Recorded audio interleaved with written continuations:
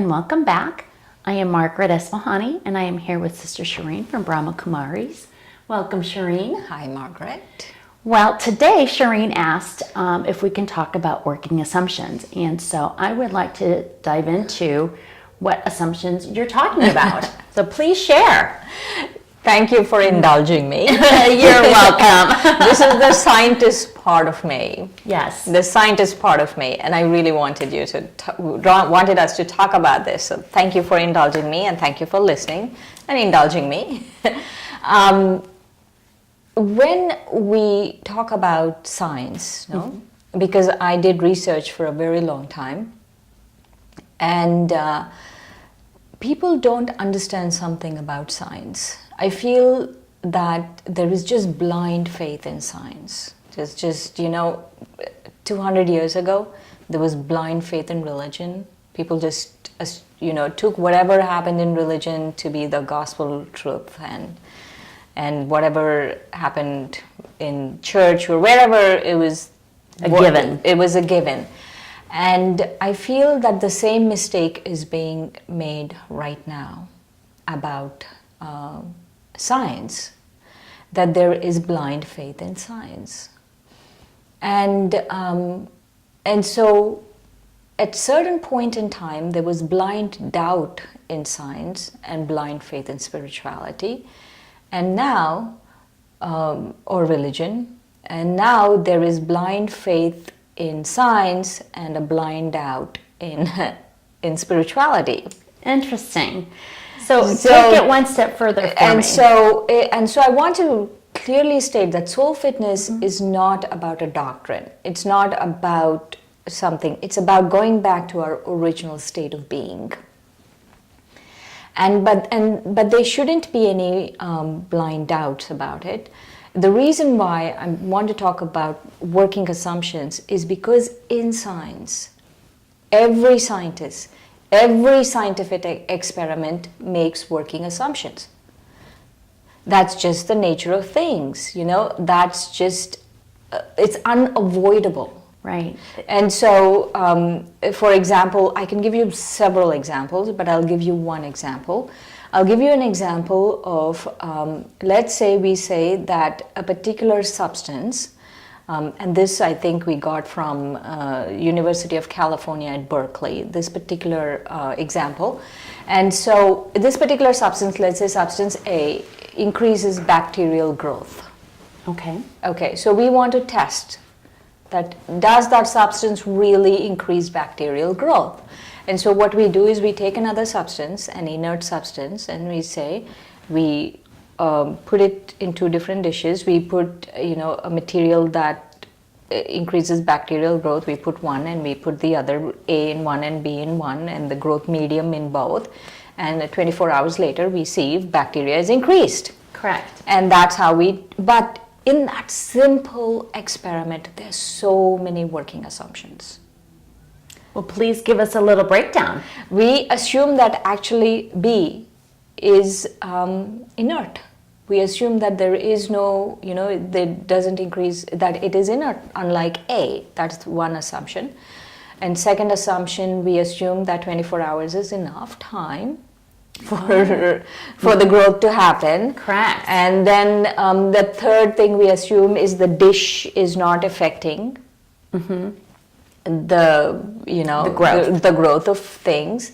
And gosh, you can add the air and the humidity and the temperature, everything, right? So you have to in science, you have to make working assumptions. Otherwise, you would keep going. Even if you take an assumption like at what temperature does water boil here, you could go on forever. Does that really work, and is the water really pure, and is this all of those things? So in the case of our bacterial growth, also some assumptions, because people have tested it before, they just assume that it's right, and some assumptions they just common sense think that, or because they've done it before, or because they know it, like for some odd reason they might just think that it doesn't affect, is like the color of the pen you mark the dishes with or something. Right. So all of those things make a difference. And so in the same way, in the same way, we have to make working assumptions in soul fitness. In spirituality, we have to make working assumptions. So why are we even talking about it if there are assumptions? Why are we even discussing it? You know, just like in science, no? Yesterday's working assumption is today's scientific law. Okay. Because if someone didn't bother to make those assumptions and do the experiment, you wouldn't have a science. You wouldn't have a scientific law. So yesterday's working assumption is today's scientific law. Very interesting, because I'm a non-scientific person and I'm following exactly what you're saying. So please continue. And so what I am saying is that if I don't make working assumptions in spirituality, in soul fitness, which they are, because then I will not practice. And if I don't practice, there is no experience. And if I don't have an experience, then there is no faith. So faith, the whole foundation of faith is experimentation. And experimentation in our case is practice. And that practice and that experimentation, we take these working assumptions and we start practicing them. So, can you take it one step further and list some of those working assumptions that we need in soul fitness? The premise, working assumptions are also called premises. Okay. The premise that we are stating very clearly, front and center premise, is my favorite quote of all time. I am a spiritual being having a human experience. I'm not a human being searching for a spiritual experience. I'm not a human being searching for a spiritual experience, but I'm a spiritual being having a human experience. That's the Frenchman's quote, Teilhard de Chardin. That's his quote. And so that is the assumption. That is the working assumption. Right. I'm a spiritual being having a human experience. So primarily we have to assume when we're working in soul fitness, I am a spiritual entity. I am a spiritual being, first and foremost. Secondary, having a human experience. Right, right. Okay. Right. And so, and the other part of it is, the second part is my original qualities are love and peace and purity and bliss and dignity and balance and tolerance. And you want me to go on? Yes, I'm teasing. So those are a lot of different characteristics that we have to keep front and center. Yes. When let's just take two. Love and peace. Okay. Love and peace, wisdom. Love, peace, and wisdom are three important things. Bliss also, but let's take just those. They're all important. Let's take love, peace, and wisdom. Okay. Okay, that wisdom is innate to me, and I just have to awaken it. It's dormant. That's one assumption. Peace is my original nature. I don't have to go looking for it anywhere. That's one assumption. And the third one, which is about love is a deeply embedded memory in the soul. Yes. And I have to reactivate that memory. So, and if I can take it one step further, I have to assume that I have all of these qualities there. And the other thing I need to assume is that it is my responsibility. I need to awaken them. I need to bring them to the forefront. I need to recognize. Yes, no one's going to do it for you. Right. I need to remember. I need to be the one. So using that I statement, could that be considered an assumption as well? Yes. Or taking responsibility, you mean? Yes, or just owning the fact. Yes, owning, right. Owning, yes. Yeah, owning the fact is like bothering to experiment. Bothering to experiment. Elaborate on that, because how do you bother to experiment? So, like I said, no, like yesterday's working assumption is today's scientific law because someone bothered to experiment. Got it. Right? So, if I own this and if I take responsibility, what I'm saying is these working assumptions I'm willing to experiment. And what I say when I mean experiment is I'm willing to practice. Excellent. So our challenge for us and for our audience is to own it and to challenge ourselves to open ourselves up is don't blindly doubt things. Right.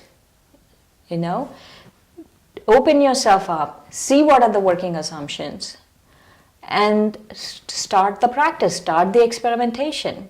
Because unlike in science, no one else can do it for you. Right. You know, in science, so many people did wonderful things that we are able to sit here in air conditioning in Florida in summer and and really be happy, or you know, we have a car that we can drive, or we have wonderful drugs, or you know, that when we're sick we can feel good. So we have all of these things because someone bothered to experiment. Right. Exactly. But in soul fitness, we have to take responsibility for ourselves. We have to own this. Right. We have to get it. Individually, we have to get it. I can't do it for you, you can't do it for me, and both of us can't do it for all of you. Right. And that's the next thing I was going to say was the kind of the really powerful thing about this is that I am the one in control. I am the one in charge of my spiritual well-being. I'm not, you know, because I'm not a scientific person, you know, I'm not stressed and worried about the next latest development that's going to, you know, put something new on this earth. This experimentation with my soul will carry me and transcend with me throughout eternity, right? Throughout my soul existence, right? And that in and of itself is a really powerful, you know, motivation for me to want to, you know, continue with my soul fitness. You know, with my audience, I want to say one thing is that's fabulous that you have that faith, Margaret. That you think that this is going to transcend with you, and I have that faith that this is going to transcend with me, and that's a leap of faith, right? Yes. That's a leap of faith. You might not have that faith, but that's okay. You don't have that faith, that's fine. Right. But even if you want your next day to be good, then these working assumptions are important. Try it one day. And I have the faith because I have been listening to Shireen for a very long time now, and I can say that it has worked wonders for me. I do a lot of reflection. I use a lot of and going back into my soul and saying that I am a soul, I am a spiritual being having a human experience. And I think that's really very powerful. So recap for us if you can, just a few more things that we should assume in soul fitness. So the first assumption is I'm a spiritual being having a human experience. And then the second assumption is these spiritual experiences. So I'm a spiritual being having a human experience. And so what I'm saying in that is that these spiritual experiences like love and peace are innate to the soul, are innate to being spiritual, right? Yes. So because I'm spiritual, then I assume that as a spiritual being, these are innate to me. Got it. So right? They belong to me regardless. They belong to me regardless. And so the first assumption and the second one are absolutely essential for happening, for us to practice. And so we could start by just even chanting to ourselves. You know, I'm not given to chanting, but even chanting to ourselves, I'm a soul, I'm a soul, I'm a soul, I'm peace, I'm peace, I'm peace. Or I'm a peaceful soul, I'm a peaceful soul, I'm a peaceful soul. And, you know, next time someone's cutting you off in traffic is, I'm a peaceful soul, I'm a peaceful soul, I'm a peaceful soul. And you will see how it works because I have experienced it. And that's, you know, a great starting point. So, Shireen, I really appreciate you sharing the importance of assumptions because we do need to assume the basic before we can proceed and strengthen our soul. So don't forget your assumptions. They are, I am a spiritual being having a human experience, and again, those original qualities. Thank you, Shireen. Thanks, Margaret.